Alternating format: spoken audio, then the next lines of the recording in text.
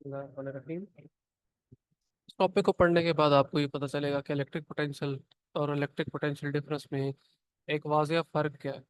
और इस टॉपिक को पढ़ने के बाद आपको ये पता चलेगा कि एक पॉइंट चार्ज जो है वो कितना इलेक्ट्रिक पोटेंशियल रखता है, और इस इलेक्ट्रिक पोटेंशियल को आप डीपली अंडरस्टैंड कर पाएंगे जब आप इस लेक्चर को एंड तक देखेंगे। तो बेसिकली आज जो हमारा टॉपिक है वो है electric potential at a point due to a point charge. So हम स्टार्ट करते हैं इस टॉपिक को। ये एक लॉन्ग क्वेश्चन के तौर पे कई दफा आ चुका है। पर बेटा पहली बात ये याद रखें कि electric potential at a point due to a point charge का दूसरा नाम absolute value of electric potential भी है। Absolute value of electric potential. अब इलेक्ट्रिक पोटेंशियल को डिस्कस करने से पहले मैं कुछ बातें आपको ग्रेविटी से मुतल्लिक बताना चाहता हूँ। तो आप ये समझें कि एक ऑब्जेक्ट है जो कि हाइट पर है। तो हाइट पर जो ऑब्जेक्ट मौजूद होता है आप जानते हैं कि उसके पास एक एनर्जी होती है, और उस एनर्जी को हम ग्रेविटेशनल पोटेंशियल एनर्जी कहते हैं। और ये ग्रेविटेशनल पोटेंशियल एनर्जी बेटा याद रखेंगे हाइट पे डिपेंड करती है कि हाइट कितनी है ऑब्जेक्ट की। अगर उस ऑब्जेक्ट की हाइट ज़्यादा है तो आप कहेंगे ग्रेविटेशनल पोटेंशियल एनर्जी भी ज़्यादा है।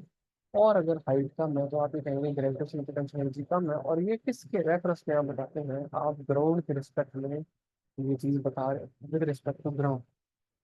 कि ग्राउंड पर अगर ऑब्जेक्ट मौजूद है तो वहाँ पे पोटेंशियल एनर्जी जीरो होगी। और वो ये है कि अगर एक हाइट पर मौजूद है तो फिर उसके पास ग्रेविटेशनल पोटेंशियल एनर्जी होगी। लेकिन प्रॉब्लम क्या है? प्रॉब्लम बेसिकली ये है कि ये जब हम ग्राउंड रेफरेंस लेते हैं ना तो प्रॉब्लम ये बनती है कि अगर मिसाल के तौर पर ये आप देख लें, ग्राउंड डिफरेंट हाइट्स के होते हैं। और हमने कहा कि एक बॉल जो है वो कुछ इस जगह पर प्लेस है यहाँ पर। अब इसको तीन ऑब्जर्वर्स देख रहे हैं। एक ऑब्जर्वर है ऑब्जर्वर ए, फिर है बी, और इधर से देख रहा है सी। पहले अगर मैं बात करूं बी की, बी से पूछे कि बताएं इस बॉल की पोटेंशियल एनर्जी क्या है, तो वो कहेगा कि इस बॉल की पोटेंशियल एनर्जी तो जीरो है क्योंकि ये बॉल तो ग्राउंड पर मौजूद है। उसके मुताबिक ये ग्राउंड पर मौजूद है, इसलिए इस बॉल की पोटेंशियल एनर्जी उसके मुताबिक तो जीरो होगी। बेटा अगर मैं कहूँ कि ए वाले से अगर पूछे कि बताएं कि इसकी पोटेंशियल एनर्जी क्या है, तो वो कहेगा कि मेरे मुताबिक तो ये बॉल एक हाइट पर मौजूद है। तो क्योंकि ये मेरे मुताबिक एक हाइट पर मौजूद है इसलिए इस बॉल के पास एक पॉजिटिव पोटेंशियल एनर्जी मौजूद है। और जब आप सी से पूछेंगे कि बताएं इस बॉल की पोटेंशियल एनर्जी क्या है, तो सी ये कहेगा कि मेरे मुताबिक तो ये गहराई में मौजूद है। मेरे मुताबिक तो ये और गहरी है। इसलिए यहाँ पे पोटेंशियल एनर्जी जो है वो होगी नेगेटिव। तो आप देख रहे हैं बेटा एक ही ऑब्जेक्ट है, लेकिन उसको ऑब्जर्व जब डिफरेंट पॉइंट से किया गया है, डिफरेंट ग्राउंड से किया गया है, तो आपने देखा कि पोटेंशियल एनर्जी की डिफरेंट वैल्यूज है। कभी पॉजिटिव वैल्यू आ रही है, कभी इसी की जीरो वैल्यू आ रही है, कभी इसी की नेगेटिव वैल्यू आ रही है। तो बेटा आप देख रहे हैं पोटेंशियल एनर्जी की वैल्यूज डिफरेंट आ रही है। अब ये जो वैल्यू है ये डिफरेंट आ रही है, तो फिर हम किस पर रिलाई करें? एक्चुअली प्रॉब्लम ये है कि ये जो ग्राउंड है ना, इसको हमने रेफरेंस लिया हुआ है। प्रॉब्लम बेसिकली इसमें है कि हमारा रेफरेंस है। तो क्या हम ये तमाम ग्राउंड जो है क्या हम इनको एक लेवल पर कर सकते हैं? ऐसी बात नहीं है। जमीन पर मौजूद बहुत सारे ग्राउंड हैं जो डिफरेंट लेवल्स पर मौजूद है, हम उनका लेवल तो एक जैसा नहीं कर सकते। हाँ, तो अपना रेफरेंस तो ठीक कर सकते। तो बेटा फिर उस वक्त हम ये करते हैं कि इस प्रॉब्लम से बचने के लिए कि ग्रेविटेशनल पोटेंशियल एनर्जी की डिफरेंट वैल्यूज आ रही है, जब इस प्रॉब्लम से बचने के लिए हम इसका जो रेफरेंस है उसको हम इन्फिनिटी मान लें। हम कहते हैं कि उसका रेफरेंस है वो बजाय के ग्राउंड है वो इन्फिनिटी। अब इन्फिनिटी वो पॉइंट होगा कि जहाँ पर जाके ग्रेविटेशनल फील्ड जो है वो जीरो है। तो अब जब हम रेफरेंस इन्फिनिटी लेंगे उस वक्त ये होगा कि बजाय ये कि पोटेंशियल एनर्जी की डिफरेंट वैल्यू है, बल्कि वो एक ही वैल्यू आएगी। और इसको आप कहते हैं absolute value of gravitational potential energy. इसको आप absolute value of gravitational potential energy कहते हैं। फर्स्ट ईयर चैप्टर 4 पे आपने इसको डिराइव भी किया। तो ये बातें आपको बताएंगे कि जब हमारा रेफरेंस ग्राउंड था तब क्या था। हमें डिफरेंट वैल्यूज पता चलने की पोटेंशियल एनर्जी की। हम चाहते हैं कि एक वैल्यू आए, इसके लिए हम ग्राउंड को अपना रेफरेंस ले, बजाय इसके ग्राउंड को अपना रेफरेंस ले हम अपना रेफरेंस जो है वो इन्फिनिटी को मान लेते हैं। अब बेटा मैं चार्ज की बात करूंगा। क्यों ये बातें बताएं? क्योंकि टॉपिक इसी से रेलेवेंट है। जो बातें आपको भी बताई इन्फिनिटी से मतलब हमारा आपको ये बातें बताई। अब टॉपिक टॉपिक ये है कि ये हमारे पास पॉइंट चार्ज है। अब आप कहेंगे कि सर ये तो एक बड़ा चार्ज नजर आ रहा है। बेटा एक्चुअली है ये पॉइंट चार्ज, लेकिन यहाँ पे मैंने सिर्फ बड़ा करके बनाया ताकि उसकी वाज़ह पिक्चर नजर आ सके। लेकिन ये एक पॉइंट चार्ज अब हम देखना चाहते हैं कि इस पॉइंट चार्ज की वजह से इस पॉइंट ए पर कितना पोटेंशियल है, यानी कि पॉइंट ए पर उस पॉइंट चार्ज की वजह से कितना पोटेंशियल है, उस पर कितने वोल्ट्स मौजूद हैं इस पॉइंट ए पर। तो हमारा मेन गोल क्या है, हमारा मेन गोल ही ये बता, what is the electric potential at point A due to this point charge. ये चीज हमने फाइंड करना है, एट पॉइंट चार्ज की वजह से इस पॉइंट ए पर कितना इलेक्ट्रिक पोटेंशियल मौजूद है। अब बेटे इसके लिए पहली बात तो यह है कि हमारा अ, जो बेसिकली चार्ज है वो क्योंकि पॉजिटिव चार्ज है, तो आपने ये पढ़ा था कि पॉजिटिव चार्ज की फील्ड लाइंस होती है वो आउटवर्ड होती है। तो बेटे ये आपने देखा था, मैंने हर डायरेक्शन में इसकी आउटवर्ड फील्ड लाइंस बनाई। उसके बाद तरह अब हमने अपने रेफरेंस पॉइंट जो है वो चार्ज ही लेना, हमने अपना रेफरेंस पॉइंट, हमने अपना रेफरेंस पॉइंट जो है वो बेटा इन्फिनिटी लेना। इन्फिनिटी यहाँ पे क्या है, इन्फिनिटी है वो पॉइंट जो कि फील्ड से बाहर है, यानी कि मैं कहता हूँ कि बेटा ये इन्फिनिटी है। तो बेटा याद रखिएगा, इन्फिनिटी वो पॉइंट है जो फील्ड से बाहर होता है, क्योंकि वो पॉइंट जो फील्ड से बाहर है उसको हम इन्फिनिटी के तौर पर समझते हैं। ठीक है, बेसिकली इन्फिनिटी। अब हमने यहाँ पे इलेक्ट्रिक पोटेंशियल फाइंड करना है, और आप जानते हैं कि इलेक्ट्रिक पोटेंशियल का मतलब क्या होता है, कि हम इन्फिनिटी से, आपको ये बात पिछले लेक्चर में बताई थी कि इलेक्ट्रिक पोटेंशियल का जो मतलब होता है वो ये होता है कि आप टेस्ट चार्ज को इन्फिनिटी से किसी पॉइंट पर लेकर आए, जितना वर्क करना पड़ता है टेस्ट चार्ज पर तो ब्रिंग करने के लिए, वो हमारा इलेक्ट्रिक पोटेंशियल कराता है। तो ये आपने पढ़ा कि इन्फिनिटी से अगर हमने ब्रिंग करके लाना हो टेस्ट चार्ज को किसी एक पॉइंट पर, तो अगर हम उसको उस पर जो हम वर्क करें, तो बेटा work per unit charge basically हमारा electric potential, that work per unit charge ये हमारा इलेक्ट्रिक पोटेंशियल होगा, जो हम इन्फिनिटी से उस चार्ज को मूव कर रहे हैं। हमने कहा कि test charge move from infinity to point A, तो पॉइंट ए का पोटेंशियल आपको पता चलेगा कि वहाँ पे कितने वोल्ट्स मौजूद है। और ये जो चार्ज आप मूव करवाएंगे ना, तो आपने ऐसे नहीं मूव करवाना, बल्कि इसको इलेक्ट्रोस्टैटिक इक्विलिब्रियम में मूव करवाना है। और मैंने आपको ये बात बताई, इलेक्ट्रोस्टैटिक इक्विलिब्रियम का मतलब क्या होता है, पिछले लेक्चर में हमने पढ़ा। इलेक्ट्रोस्टैटिक इक्विलिब्रियम का मतलब होता है कि चार्ज कांस्टेंट स्पीड से या कांस्टेंट वेलोसिटी से मूव करता हुआ आए, यानी कि उस चार्ज को ना उसकी स्पीड बढ़े ना उसकी स्पीड कम हो, बल्कि वो इलेक्ट्रोस्टैटिक इक्विलिब्रियम में मूव करता हुआ वो चार्ज जाए। तो इस दौरान ये है कि यहाँ पे अब आप कह सकते हैं कि हम पोटेंशियल को फाइंड आउट कर सकते हैं। और बेटे जब वो चार्ज आप प्लस चार्ज आप मूव करवा के दिखलाएंगे, आपको पता है कि वो पॉजिटिव है, ये सोर्स चार्ज पॉजिटिव है, ये बताइए करेंगे तो प्लस चार्ज की स्पीड तो कम होगी।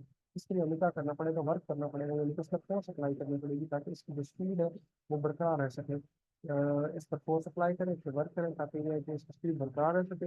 एक कांस्टेंट वेलोसिटी से अगर ये मूव कर जाएगा तब ये इक्विलिब्रियम में आएगा। तो उसके लिए हमने ये आपको बताई करनी चाहिए, उसको इलेक्ट्रोस्टैटिक इक्विलिब्रियम में होना चाहिए ताकि इसकी वेलोसिटी जो हो सके वो फोर्स कर। अभी तक आई होप आपको अंडरस्टैंडिंग क्रिएट हुई होगी कि हमने सबसे पहले अ, हमने एक डायग्राम बनानी है बेटा, और उस डायग्राम में हमने आपको एक्सप्लेन कर देना है कि पॉजिटिव पॉइंट चार्ज है उसके साथ पॉइंट ए लोकेट कर रहे थे, तो हमने मतलब फाइंड करना। तो मैं जरा वर्क पर चार्ज फाइंड करना, मैं जरा अब आगे इलेक्ट्रिक पोटेंशियल पर डिसाइड करना।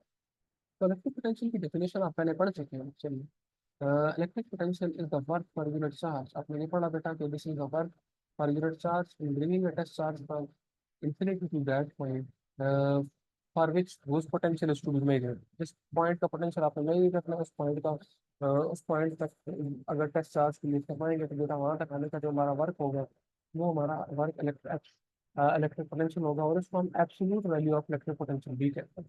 वाई एब्सोल्यूट, बिकॉज हमारा जो रेफरेंस है वो इन्फिनिटी है। तो जब भी आप इन्फिनिटी लेते हैं तो हमारा उसके बाद होता है एब्सोल्यूट के साथ। बेटा यहाँ तक हमने इसको डिफाइन किया। अब देन आगे इसकी एक्सप्लेनेशन।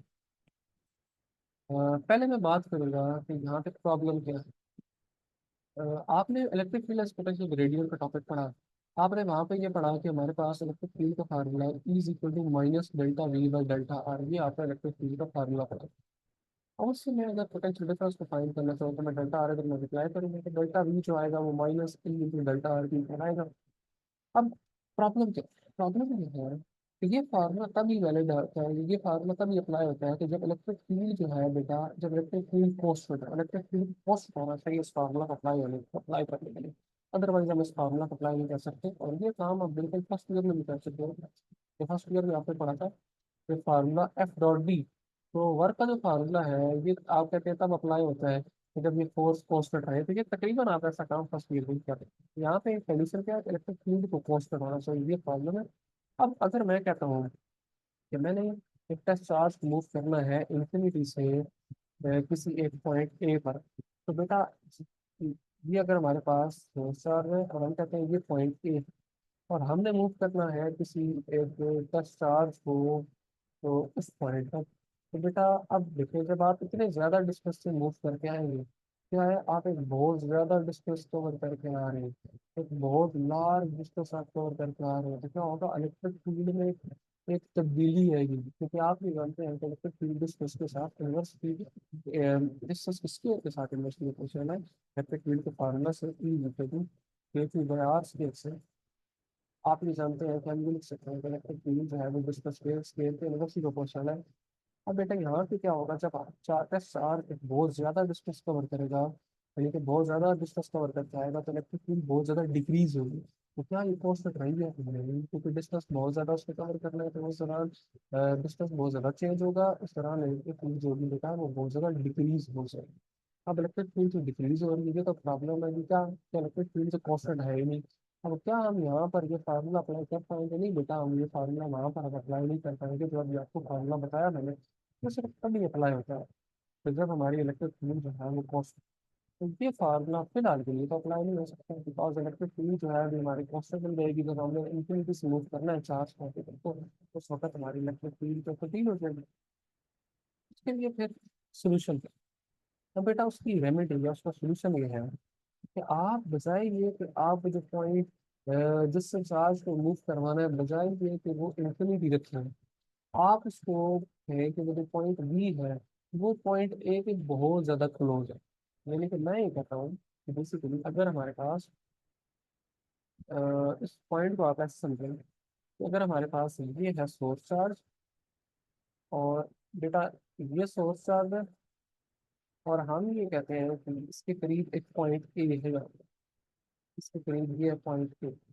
अब अगर मैं कहता हूँ कि प्रॉब्लम ये है कि इन्फिनिटी से हम चार्ज मूव करवाते हैं, यानी कि बहुत दूर से मूव करवाते हैं, उस दौरान ये बहुत ज़्यादा डिस्कस कवर करेगा का चार्ज, और रिपीट बहुत ज़्यादा डिक्रीज है, तो बजाय इसके कि मैं इसको वहाँ से मूव करवाऊँ, मैं इमेजिन कर लेता हूँ कि इसके करीब ही एक पॉइंट है, जो पॉइंट बी है वो इन्फिनिटी पर नहीं, बल्कि वो पॉइंट बी जो है वो इसके बहुत ज़्यादा करीब लाई कर रहा है। अब जब वो इसके करीब लाई करेगा तो बेटा उस दौरान क्या होगा, अब आप देखेंगे तो आप कहेंगे कि सर डिस्टेंस में जो तब्दीली आई है वो बड़ी कम आई है। बेटा अब ये होगा कि डिस्टेंस जो है वो बहुत कम तब्दील होगा, और इस दौरान क्या होगा, यानी कि इसमें ना होने वाली तब्दीली है, ये जब बी से ए तक हमने मूव करना है टेस्ट चार्ज को, टेस्ट एक्सपोज करने का ना, आपने आपने कहा है कि ये बहुत ज्यादा इन्फिनिटिजमली क्लोज, इन्फिनिटिजमली क्लोज का मतलब बेटा ये होता है कि बहुत ज्यादा करीब, बहुत ज्यादा करीब। जब वो पॉइंट बहुत ज्यादा करीब होगा पॉइंट बी ए के, तो इस दौरान जब आप इधर मूव करेंगे तो डिस्टेंस में जो फासला डिस्टेंस जो होगा, जो फासला तब्दील होगा उसकी तब्दीली बहुत कम आएगी। हम कहेंगे जो इलेक्ट्रिक फील्ड है उसमें भी तब्दीली जो आएगी फिर वो बहुत ज़्यादा कम आएगी, क्योंकि डिस्टेंस के साथ इलेक्ट्रिक प्रोपोर्शनल डिस्टेंस में बहुत ज़्यादा कम तब्दीली आएगी, तो इलेक्ट्रिक फील्ड में बहुत ज़्यादा कम तब्दीली आएगी, इतनी कम तब्दीली आएगी कि आप कह सकते हैं कि इलेक्ट्रिक फील्ड उस दौरान जो है वो बेटा कांस्टेंट है। हम कह सकते हैं कि उस दौरान जो इलेक्ट्रिक फील्ड है वो तकरीबन तकरीबन कुछ हद तक कांस्टेंट है। इसलिए अब हम इस अप्रोक्सीमेशन के जरिए या इस तरह से हम इसका सोल्यूशन कर सकते हैं कि हम कहते हैं कि वो पॉइंट बी बजाय वो इन्फिनिटी को लाइक करें, हम कहेंगे कि वो पॉइंट ए की तरह डेवलप हो जाए, तो वो बहुत ज़्यादा करीब है कि वो डिस्टेंस में बहुत ज़्यादा कम तब्दीली होगी, जिस तरह इलेक्ट्रिक फील्ड भी कहेगी बेटा कांस्टेंट है। अब यही तो सोल्यूशन में लिखा हुआ है, आप ये पॉइंट अंडरस्टैंड करें बेटा, क्या लिखा हुआ है सबसे पहले, सपोज कर लिया हमने कि हमने कहा कि जो पॉइंट बी है this lies at very close, not at infinity, this lies at an infinitively close point to A. तब ये होगा, आप देख रहे हैं नीचे क्वेश्चन है कि तब डिस्कस ना होने के बराबर तब्दील हो, डिस्कस जब ना होने के बराबर तब्दील होगा बेटा, तो उस दौरान इलेक्ट्रिक इंटेंसिटी जो है वो भी तकरीबन ना होने के बराबर तब्दील होगी, यानी कि हम कहेंगे जो इलेक्ट्रिक फील्ड है वो कांस्टेंट हो सकती है, और इलेक्ट्रिक फील्ड कांस्टेंट है, तो अब आप फार्मूला अप्लाई कर सकते हैं, तो हमारी सिचुएशन में अब हम अंडरस्टैंड कर सकते हैं कि जो पॉइंट ए है उसके पॉइंट बी बहुत ज्यादा करीब है, और हमने पॉइंट बी से ए तक मूव करना है ताकि इलेक्ट्रिक फील्ड कांस्टेंट रह सके। उस प्रॉब्लम से बचने के लिए इलेक्ट्रिक फील्ड वेरिएबल थी, उसको बजाय ये तो चेंज हो, उससे बचने के लिए हमने हमने उस पॉइंट को करीब ले लिया। Then अब मैं आपको कुछ पॉइंट के साथ इंट्रोड्यूस करवाना चाहता हूँ इस डायग्राम में। बेटा आप ये देख रहे हैं हमारे पास डायग्राम, मैं कहता हूँ कि इस जो हमारे पास जो पॉइंट चार्ज है इसके करीब एक पॉइंट है जो ए है, जहाँ पर हमने टेस्ट चार्ज को मूव करवा के लेकर आए, और इससे एक पॉइंट बी जो करीब तरीन हमने लिया इन्फिनिटेजली क्लोज। अब ये जो हमारे पास पॉइंट ए है इसका टेस्ट चार्ज से फासला आर ए है। पॉइंट ए का टेस्ट चार्ज से फासला बेटा आर ए है। इस चार्ज का पॉइंट बी से फासला आर बी है। तो मैं कहता हूँ ये जो बी से जिसका जो फासला है वो आर बी है। और उसके बाद इनका आपस में जो डिस्टेंस है बेटा वो डेल्टा आर है। तो इनका आपस में डिस्टेंस डेल्टा आर, तो ये डिस्टेंसेस आपको इंट्रोड्यूस करवाने थे कि ये आर ए पॉइंट ए का डिस्टेंस, आर बी जो है वो पॉइंट बी का डिस्टेंस, और इनका आपस में जो डिस्टेंस है वो बेटा डेल्टा आर है। और इनका जो मिड पॉइंट है ना इवन के, ए और बी का जो मिड पॉइंट है उसका जो चार से फासला है वो आर है। तो इनका मिड पॉइंट जो है बेटा उसका चार से फासला जो हमारे पास है वो आर है। तो ये चार डिस्कशन आपको बताएं, ये मिड पॉइंट आर और ये इनके point r a r b delta r और आर के चार डिस्कशन आपको बताएं। उसके बाद हम आगे बात करते हैं मैथमेटिकल डेरिवेशन। अब मैं ये वही स्टेप जो पहला मैथमेटिकल स्टेप है इसको मैं उस डायग्राम से लिखूंगा। उस डायग्राम्स के अकॉर्डिंग अगर हम देखें, और डायग्राम ये कहती है कि अगर आप इस डिस्टेंस आर बी में से, इस आर बी में से ये आर ए माइनस कर देंगे ना, तो जो बाकी बचेगा वो डेल्टा आर है। तो मैं उससे ये स्टेप लिख सकता हूँ कि जो डेल्टा आर है बेसिकली वो कैसे आता है। बेटा आपने देखा डेल्टा आर कब आएगा, जब हम आर बी में से आर ए को माइनस करें। तो ये आएगा जब हम आर बी में से आर ए को माइनस करेंगे, तो उसके बाद बेटा हमारे पास डेल्टा आर आएगा। तो ये हमारी इक्वेशन की main equation, delta are is equal to R E minus R A. इस तरह से हमारे पास ये इक्वेशन आई। देन इसके बाद मैं उस इक्वेशन से अगर लिखना चाहूँ मजीद ये है कि आर बी की वैल्यू, तो आपने देखा बेटा कि हम इस आर ए को दूसरी तरफ ले जाएंगे तो वो पॉजिटिव हो जाएगा। तो ये आर बी जो आएगा वो आएगा आर ए इस पर पॉजिटिव हो गया प्लस डेल्टा आर, तो आर ए प्लस डेल्टा आर हमारे पास बेटा ये आ जाती है इक्वेशन नंबर वन। ठीक है, इक्वेशन नंबर वन आर ए प्लस डेल्टा आर, ये आर बी की। उसके बाद आपने देखा था कि वहां पे हमारे पास ए और बी के दरमियान एक मिड पॉइंट भी था, जिसका मैंने फासला आर स्मॉल आर से लिखा था। और मिड पॉइंट कहें या एवरेज कहें बात एक ही है, या उसको एवरेज पॉइंट कहें। तो हमने कहा था कि हमारे पास जो पॉइंट्स बेटा ए और बी है, ये जो पॉइंट्स ए और बी हैं इनके दरमियान में बी एक पॉइंट है, इसको हम मिड पॉइंट का नाम देते हैं। और इस मिड पॉइंट का जो फासला है हमने कहा ये आर है। अब आपको पता है ये जो एवरेज, इसकी एवरेज पॉइंट, एवरेज फाइंड करने के लिए क्या करते हैं, जैसे अब ये समझो कि 3 और 5 है। अब कोई कहता है कि बताएं इसका मिड पॉइंट क्या है, तो मैं कहूँगा 4 है। कैसे पता चला, इन दोनों को मैं ऐड करूंगा और इसी पर डिवाइड करूंगा। तो ये हो जाएगा 8 और 2 डिवाइड होने पे, ये 2 के साथ डिवाइड होने पे ये 4। इनका मिड पॉइंट मुझे पता चला ये तो 4 है। तो इसी तरह से अगर मैं आर ए और आर बी का मिड पॉइंट बताना चाहता हूँ तो मुझे क्या करना पड़ेगा, मुझे बेटा आर ए और आर बी को ऐड करना पड़ेगा और 2 पर डिवाइड करना पड़ेगा। तो मैं कहता हूँ इनका मिड पॉइंट है आर। जिसके ऊपर मैंने बात की वो कैसे आता है, वो आता है आर ए में आर बी को ऐड करने पर, यानी कि R A plus are B divide by, इन दोनों को हम ऐड करें और फिर पर हम डिवाइड करें। इस तरह से हमारे पास ये आ गई इसके मिड पॉइंट की इक्वेशन। अब इस मिड पॉइंट की इक्वेशन को आपने अंडरस्टैंड किया किस तरह से आती है बेटा, एवरेज लेना है आर ए और आर बी का। उसके बाद अब आगे आप इसमें ये पुट करें, ये जो हमारे पास आर जो ऊपर इक्वेशन है उसको आप इस आर बी की जगह पुट करें, तो ये आर बी की जगह पुट कर दीजिए, तो ये आएगा आर ए प्लस डेल्टा आर। तो बेटा देखिए आर ए ऑलरेडी मौजूद था उस इक्वेशन में, मिड पॉइंट की इक्वेशन है, आर ए ऑलरेडी मौजूद था, प्लस आर बी जो है उसकी जगह आ गया R R A plus delta R. आपने देखा बेटा आर ए प्लस डेल्टा आर आ गया। ये बेसिकली मैंने एवरेज लिया था ना ए और बी के डिस्टेंसेस का, तो मैंने ये किया कि मैंने एवरेज लिया इनके डिस्टेंसेस का r A plus are b, और मैंने साथ उसको मेंशन कर दिया और मैंने वो लिखा बेटा आर बी वो इक्वल है आर ए प्लस डेल्टा आर। क्या अब आप यहाँ से देखेंगे तो ये दोनों ऐड हो रहे हैं, आर ए में ऐड होने के बाद 2 आर ए हो जाएगा। तो 2 r A plus delta r divide by 2 हमारे पास नेक्स्ट इक्वेशन है। बेटा देखिए 2 r A plus delta r divide by 2। अब ये 2 जो डिवाइड हो रहा है ये आप जानते हैं मैथमेटिकली इसका मतलब है कि इधर भी डिवाइड हो सकता है, और ये बेटा 2 इधर भी डिवाइड, तो ये 2 दोनों तरफ डिवाइड हो जाए। तो हम इसको फिर इस तरह भी डिवाइड करेंगे, जब आप इस तरह डिवाइड करेंगे तो ये टू कैंसिल हो जाएगा, और जब आप आगे डिवाइड करेंगे तो ये डेल्टा आर बाई टू आ जाएगा। आपने देखा बेटा ये टू इधर कैंसिल हुआ, और ये हमारे पास इक्वेशन आएगी फाइनली, वो आएगी आर इज इक्वल टू, ये टू कैंसिल होने के बाद r A plus delta r by two. तो बेटा आपने देखा कि हमारे पास आर इक्वल आया r A plus delta r divide by two, ये यहाँ तक हमारे पास आर की इक्वेशन आ चुकी है। अब अगले स्टेप में हम इसका स्केयर लेंगे उसी को। तो आप देखा इक्वेशन आई हमारे पास इस तरह से, वो आपको बताया कैंसिल करने के बाद फाइनली हमारे पास इक्वेशन आई। स्केयर करेंगे दोनों तरफ, क्यों स्केयर ले रहे हैं, ताकि हमारे पास आर स्केयर की वैल्यू आए, क्यों बेटा आगे हमने इस्तेमाल करनी है आर स्केयर की वैल्यू, इसलिए मैं स्केयर लेता हूँ। अब स्केयर लेना तो बड़ा आसान है कि यहाँ पे स्केयर इसका डायरेक्टली हमारे पास आर स्केयर आ जाएगा, तो बेटा यहाँ पे तो इसका स्केयर डायरेक्टली आर स्केयर आ जाएगा। इसके बाद जब यहाँ पे स्केयर लेंगे तो एज अ होल पूरी ब्रैकेट का स्केयर।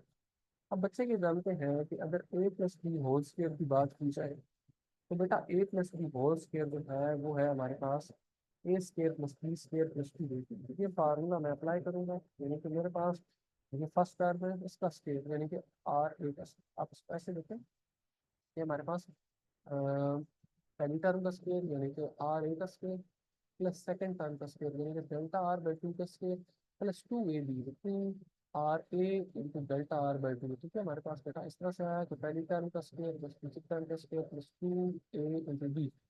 तो जब मैं इसका स्केयर एक्सपेंड करूँगा तो आप कहेंगे सर ये तो आ जाएगा आर ए स्केयर। तो बेटा इसका स्केयर एक्सपेंड करेंगे तो ये आएगा delta R square by four, और आगे टू, आगे ए जो हमारे पास था वो आर ए था, और साथ में बी जो था वो हमारे पास आता था फिर डेल्टा आर बाई टू था। इधर देख रहे हैं आप कि ये टू है उसमें तो कैंसिल होता है, तो बेटा ये टू जो है ये कैंसिल हो जाएगा, वो टू ए बी वाला टू तो कैंसिल हो गया। अब आपके पास क्या इक्वेशन रहेगी बेटा, स्केयर एक्सपेंड करें यहाँ पे तो ये आएगा delta R square by four, और साथ में ये आर ए और डेल्टा आर हमारे पास मौजूद है इसी के लिए। बेटा ये जो आपको डेल्टा आर डिस्कस बताया था ना मैंने, ये टॉपिक आप देख रहे हैं बिल्कुल वैसा जैसे फर्स्ट ईयर का एब्सोल्यूट पोटेंशियल एनर्जी की आर स्क्वायर बिल्कुल वैसे फाइल।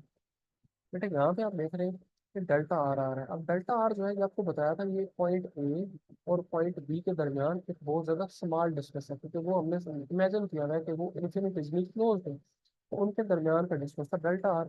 अब ये बेटा एक समान वैल्यू है डेल्टा आर, जब आप इसका स्केयर लेंगे तो ये और समान हो जाएगा, और जब आप इसको फोर से डिवाइड करेंगे तो इतना समान हो जाएगा कि आप इस वैल्यू को निगलेक्ट कर सकते।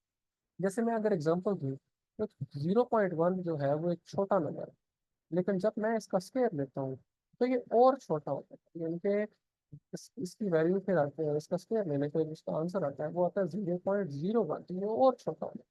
तो आपने देखा बेटा हमारे पास में जो डेल्टा आर था, जैसे मैंने ये आपको बताया कि डेल्टा आर है ये स्मॉल डिस्टेंस है आर ए और आर बी के दरमियान, इसका स्केयर लूंगा तो और स्मॉल होगा, फोर से डिवाइड करूंगा इतना स्मॉल हो जाएगा।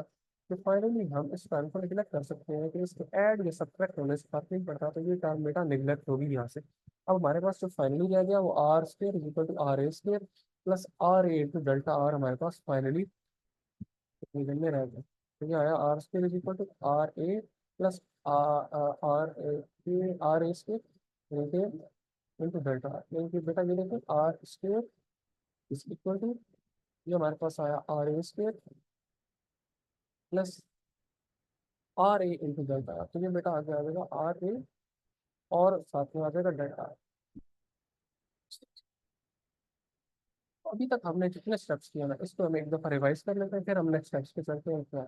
बेटा अभी तक आपने ये बेसिकली देखा है कि हमने जो टॉपिक को स्टार्ट किया, हमने यहाँ से स्टार्ट किया कि absolute value of electric potential है क्या, हमने पॉइंट ए पर इलेक्ट्रिक पोटेंशियल फाइंड करना है, रेफरेंस हमें इन्फिनिटी दे रहे हैं, इन्फिनिटी वो पॉइंट जो फील्ड से बाहर है, टेस्ट चार्ज को मूव कर रहे हैं इलेक्ट्रोस्टैटिक इक्विलिब्रियम में, तो वो फर्स्ट वेलोसिटी मूव करें बस पर यूनिट चार्ज होगा इन्फिनिटी से पॉइंट तक आने में एब्सोल्यूट इलेक्ट्रिक पोटेंशियल होगा। प्रॉब्लम क्या है कि ये फार्मूला तब हमारे पास delta V is equal to minus into delta R electric field is product with radians से, ये हमारे पास फार्मूला तब वैलिड होता है जब इलेक्ट्रिक फील्ड पॉजिटिव हो। प्रॉब्लम ये है जब आप इन्फिनिटी से टेस्ट चार्ज मूव करके लाएंगे तो उस वक्त उसकी जो इलेक्ट्रिक फील्ड है उस इलेक्ट्रिक फील्ड से चेंज होगी, डिक्रीज होगी। इस दौरान हम क्या करते हैं, हम इस प्रॉब्लम से बचने के लिए हम पॉइंट बी को हम इलेक्ट्रिक क्लोज मान लेते हैं कि वो ताकि ना होने के बराबर डिस्कस कर डी लेना, तो इलेक्ट्रिक फील्ड तकरीबन तकरीबन पहुंच सकते हैं। उसके लिए बेटा फिर आगे मैंने मैथमेटिकली जब इसको सॉल्व किया तो मैंने पहले इक्वेशन लिखी delta R equal to R P minus R A, वो जो डायग्राम थी वहां से। फिर आर बी को आपने फाइंड करना है, फिर आपने एवरेज वाली इक्वेशन लिखनी है, दोनों को ऐड करने के बाद डिस्टेंसेस को आर ए और आर बी को फिर डिवाइड करने के बाद फिर उसके बाद फाइनली बेटा आपने आगे या आर बी की वैल्यू पुट करनी है, इन दोनों को ऐड कर रहे हैं तो ये 2 RA हो जाएगा, और उसके बाद फिर दोनों तरफ से कैंसिल हो जाएगा।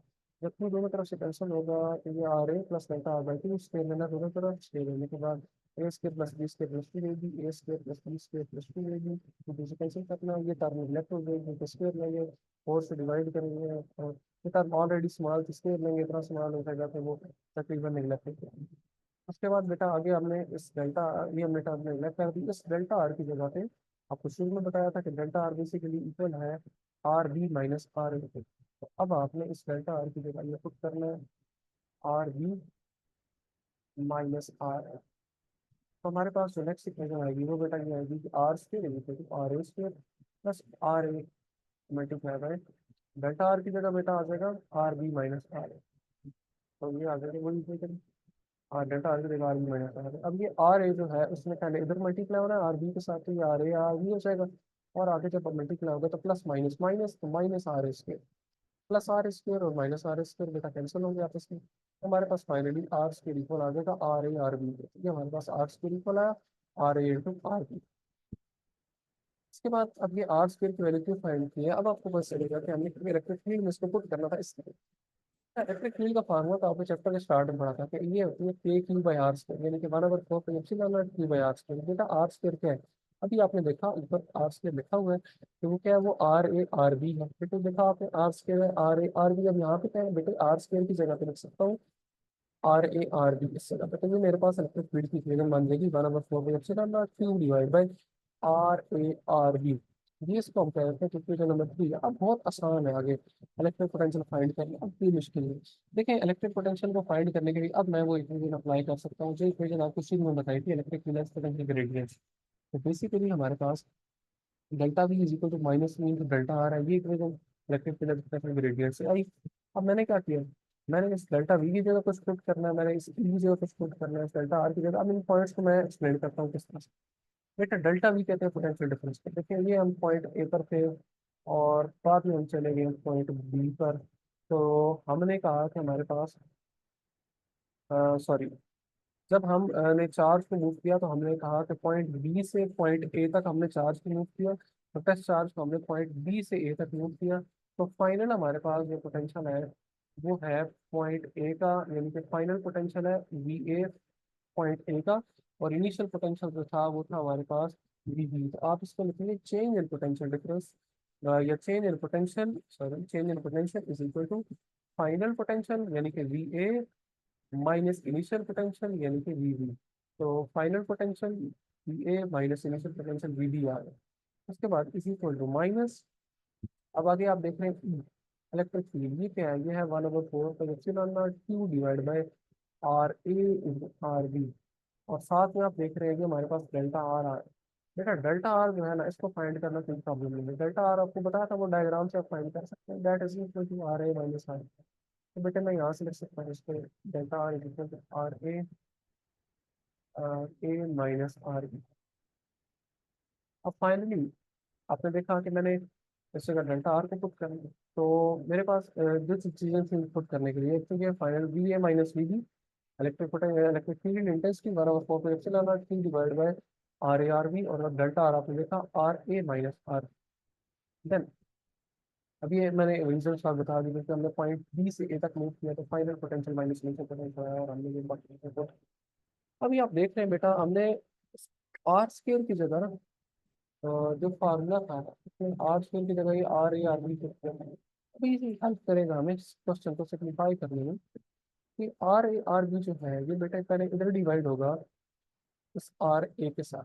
तो RA के नीचे RA/RB डिवाइड करें, फिर ये आगे भी डिवाइड होगा, मल्टीप्लाई होने के बाद ये 1/, ये क्योंकि डोमिनेटर में है इसलिए RA के नीचे भी डिवाइड हो रहा है, और उसके बाद ये RB के नीचे भी डिवाइड हो रहा है।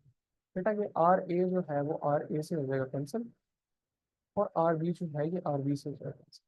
हमारे पास फाइनली इक्वेशन में ये रह गया Q। अब ये Q जो है मैंने इसके साथ मल्टीप्लाई कर दिया, तो मैंने लिखा -Q/4 -Q/4 into 1/RB minus 1/RA। तो ये हमारे पास कैंसिल होगी थी टर्म्स, कौन सी, ये RA वाली RA से, और इधर ये RB वाली RB। इस तरह ये हमारे पास फाइनली जो इक्वेशन है वो ये है तो minus q over four epsilon naught into one over r b minus one over r. ये हमारे पास इक्वेशन होती है बेटा। अब ये क्या है? ये हमारे पास आया है पोटेंशियल डिफरेंस। क्या ये इलेक्ट्रिक पोटेंशियल है कि हमें फाइंड करना था? नो, ये तो बेटा इलेक्ट्रिक पोटेंशियल डिफरेंस है। आपने पोटेंशियल डिफरेंस को नहीं फाइंड करना था, आपने तो फाइंड करना था ये पोटेंशियल डिफरेंस क्यों है, क्योंकि मैंने फील्ड के अंदर एक पॉइंट यानी कि पॉइंट बी से पॉइंट ए तक टेस्ट चार्ज मूव किया। तो फील्ड के अंदर जब आप टेस्ट चार्ज मूव करें तो आप जानते हैं कि वो तो पोटेंशियल डिफरेंस होता है। अब इस दौरान बेटे मुझे फाइंड करना है absolute value of electric potential at point B. उसके लिए एब्सोल्यूट वैल्यू के लिए क्या है? एब्सोल्यूट वैल्यू के लिए बेटा आप जानते हैं कि हमारा पॉइंट बी जो है वो इंफिनिटी पर होना चाहिए, तब हम इलेक्ट्रिक पोटेंशियल को फाइंड कर सकते हैं। तो पॉइंट बी का होना चाहिए इंफिनिटी पे, तो यही हम सपोज करते हैं हमने फाइंड करनी है एब्सोल्यूट वैल्यू। तो उसके लिए क्या है कि पॉइंट बी जो है उसको हम कहते हैं कि वो इंफिनिटी पर है। यानी कि मैंने एक्चुअली जब इलेक्ट्रिक पोटेंशियल फाइंड करना है तो मैं ये कहता हूँ कि वो टेस्ट चार्ज जो है वो इन्फिनिटी से मूव करके मैंने पॉइंट ए तक लेकर आना है। तो ये पॉइंट ए है, तो मैंने उस टेस्ट चार्ज को बेटा इन्फिनिटी से मूव करके टेस्ट चार्ज को मैंने इन्फिनिटी से मूव करके इस पॉइंट ए तक लेकर आना है। तो अब इन्फिनिटी से आप मूव करके लाएंगे टेस्ट चार्ज को तो क्या होगा? अब इसकी बात करते हैं, यही चीज़ लिखी है रीड करते हैं पहले। Absolute value of potential, absolute value के लिए क्या है कि पॉइंट बी को इन्फिनिटी पर लाई करना चाहिए। सपोज करेंगे वो जो पॉइंट बी है वो अब लाई कर रहा है इन्फिनिटी। बेटा वो इन्फिनिटी पे लाई कर रहा है तो उसका टेस्ट चार्ज से फासला क्या होगा? आप कहेंगे सर पॉइंट बी इन्फिनिटी पे लाई कर रहा है, उसका टेस्ट चार्ज से फासला वो इन्फिनिटी होगा। तो उस दौरान ये जो हमारे पास ये आर बी की जगह जब हम इन्फिनिटी लिखेंगे तो बेटा वन ओवर इन्फिनिटी तो जीरो नहीं हो जाएगा, तो वन ओवर इन्फिनिटी जीरो हो जाएगा। यानी कि इससे जाते हैं जब हम इन्फिनिटी लिखेंगे, क्योंकि हमने कहा है पॉइंट बी तो इन्फिनिटी का, तो वन ओवर इन्फिनिटी की जगह जीरो आ जाए। तो वो टर्म्स हमारे पास, ये टर्म जीरो। अब इन्फिनिटी की तो पॉइंट फील्ड से बाहर होता है, इस वजह से बेटा याद रखिएगा वहाँ पे पोटेंशियल जीरो है। तो मैं अगर पोटेंशियल की बात करूंगा तो ये भी जीरो हो जाएगा बिकॉज, और ये बातें मैंने बताई कि लेट अस सपोज के पॉइंट बी कहाँ पे लाई कर रहा है? बेटा इन्फिनिटी पे लाई कर रहा है, तो आर बी जो होगा वो इन्फिनिटी, यानी कि वन ओवर इन्फिनिटी हमारे पास वो टाइम जीरो है। तो आप कहेंगे सर वन ओवर इन्फिनिटी हमारे पास जीरो हो जाएगा। तो इसका मतलब क्या है कि जो पॉइंट हमारा फील्ड, अब ये पॉइंट क्योंकि हमारा फील्ड से बाहर है ना इन्फिनिटी, इस वजह से क्या है कि वहाँ पे हमारे पास जो इलेक्ट्रिक पोटेंशियल है वो जीरो है। इलेक्ट्रिक पोटेंशियल उस पॉइंट पे बेटा हमारे पास जीरो आएगा। तो अब मैं जब इस पॉइंट पे ऐसे लिखूंगा, मैं लिखूंगा वी ए माइनस, ये जीरो हो गया वजह क्योंकि आपने कहा कि हमारे पास वो जो पॉइंट है इन्फिनिटी है और इन्फिनिटी की पोटेंशियल जीरो। और उसके बाद वन ओवर इन्फिनिटी बेटा जीरो होता है, तो जब आप वन ओवर इन्फिनिटी लिखेंगे तो वो टर्म ऑलरेडी जीरो होता है। इस वजह से हमारी वो टर्म जीरो होगी वन ओवर इन्फिनिटी वाली। और देन ये आ जाएगा, ये आ गया जीरो और ये वन ओवर इन्फिनिटी जीरो। अब इसके बाद बेटा ये आप देख रहे थे माइनस तो 60 चल रहा था ना, वो जो हमारे पास फार्मूला में था minus E into delta are, वो माइनस जब इसके साथ मल्टीप्लाई होगा तो उसे प्लस करते वी ए माइनस जीरो वो वी ए है। उसके बाद क्यू को आगे आप साथ में उसके साथ मल्टीप्लाई क्या करते हैं, ये हमारे पास वन ओवर फोर पे एप्सिलॉन नॉट कूलिंग कांस्टेंट कहते हैं। और आपको देखते हैं क्यू इधर मल्टीप्लाई होगा जब बेटा आप देख रहे हैं ये माइनस और माइनस मल्टीप्लाई होने के बाद ये प्लस हो जाएगा, तो plus q divide by r आएगा। क्योंकि हमारे पास है electric potential at point A. क्यों? क्योंकि यहाँ पर मेरा जो सेकंड पॉइंट है वो इन्फिनिटी पे लाई कर रहा है। बेटा सेकंड पॉइंट जो है वो इन्फिनिटी पे लाई कर रहा है, इस वजह से ये अब हमारे पास उस पॉइंट ए का इलेक्ट्रिक पोटेंशियल है। क्योंकि तो हमारा सेकंड पॉइंट था वो इन्फिनिटी था, इस वजह से अब इलेक्ट्रिक पोटेंशियल आ गया हमारे पास।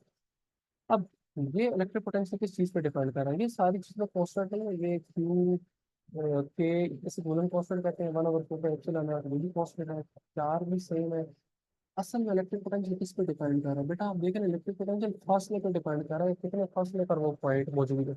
अब अगर मैं पॉइंट ए का पोटेंशियल फाइंड कर रहा हूँ ना, तो इसलिए तो मैंने ये फासला जो पुट किया है वो पॉइंट ए का पुट किया है, यानी कि पॉइंट ए का डिस्टेंस मैंने लिया है टेस्ट चार्ज।